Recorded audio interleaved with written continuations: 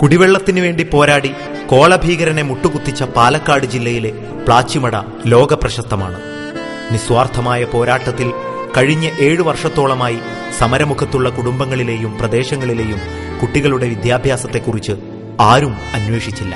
നിഷ്കളങ്കരായ ആദിവാസികളുടെ വിദ്യാഭ്യാസ പുരോഗതി ലക്ഷ്യം വെച്ച് SIO അവിടെയും എത്തിച്ചേർന്നു.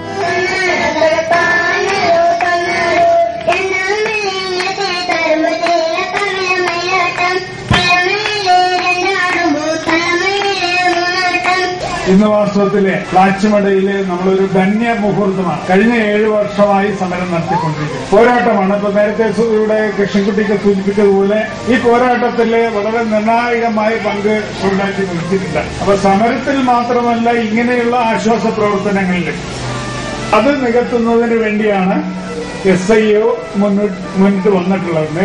ഉന്നതരായ വ്യക്തികളും പൗരന്മാരുമായി മാറുന്നതിന് SIOക്ക് ചെയ്യാനാകുന്ന ഒരു ചെറിയ കൈത്താങ് അതാണ് ഇവിടെ നൽകുന്നത്. SIO കേവലം സമരം, നിഷേധാത്മക സമരം എന്നതിനപ്പുറം ക്രിയാത്മകമായ ഒരു സമരം സമൂഹത്തിന് സമർപ്പിക്കുകയും അതോടൊപ്പം തന്നെ സേവനത്തിൻ്റെതായ ഒരു വലിയ മേഖല തുറന്നെടുക്കുകയുമാണ് ചെയ്യുന്നത്.